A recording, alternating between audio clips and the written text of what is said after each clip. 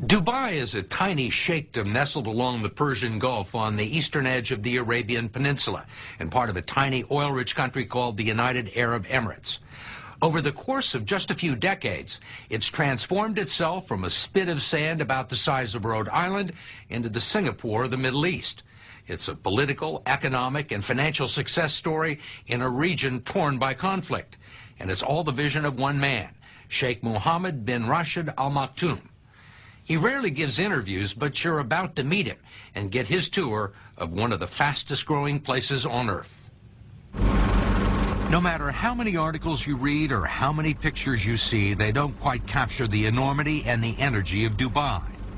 It is a physical manifestation of Arab oil wealth set in concrete, glass, and steel, a place so rich and ambitious that it is changing the geography of the world as a business center, transportation hub, and tourist destination, a 21st century city at the crossroads of a new world.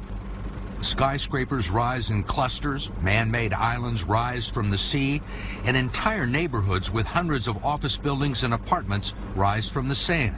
And it is all the vision of one man, Sheikh Mohammed bin Rashid Al Maktoum.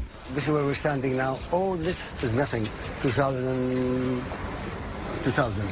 January 2000. 7 years ago. Yes. This was desert. And look now, all what you see. What you see has been called the largest construction site on Earth, with 500,000 laborers working on a reported $300 billion worth of projects, building Sheikh Mohammed's dream of a modern, efficient, and tolerant Arab city with fine restaurants and a vibrant nightlife, both the playground and the business capital of a new Middle East. What are you trying to do here? What do you want this place to be? I want it to be number one. Not in the region, but in the world. What do you mean number one in the world? In everything.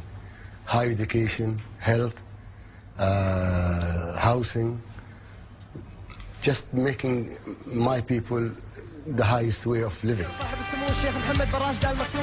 At 57 years old, he is one of the richest people in the world, a member of the Maktoum family, which has ruled here for nearly 2 centuries. He's a former Air Force pilot and an avid horseman who competes in cross-country endurance races and is one of the largest breeders of thoroughbred racehorses in the world. By Western standards, his marital situation is a little complicated. He's married to Princess Hayat, the daughter of the late King Hussein of Jordan, but he also has another wife who is rarely seen in public. Assalamu alaikum. He is frequently described as a workaholic, and as we found one morning, always in motion. I'm just doing my normal thing, which is, you know. You'd like to stay on your feet? Yeah. Where's your security detail? I don't have a security.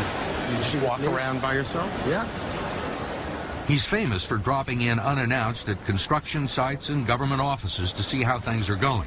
We'll get in this car, huh? This is my car. All right, fine. I will drive. Okay. He uses his cars as mobile offices. So you travel by yourself all the time?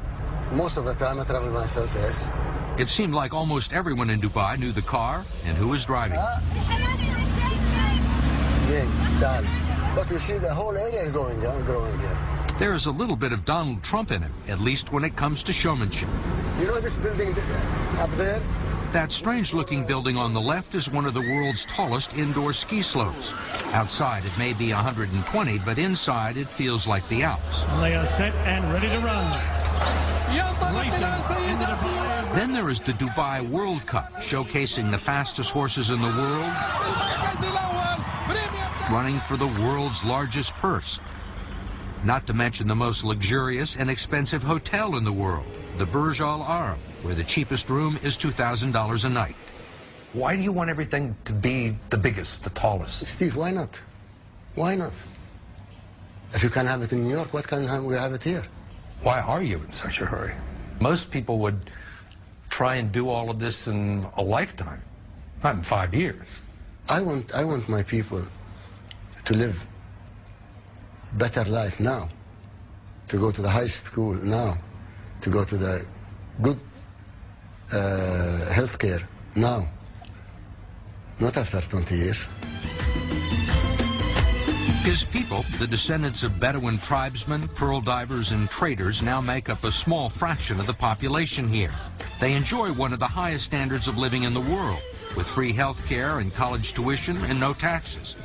The rest of the population are foreigners, European, Indian, Russian, Iranian, and Saudi, and they are coming at the rate of 25,000 every month.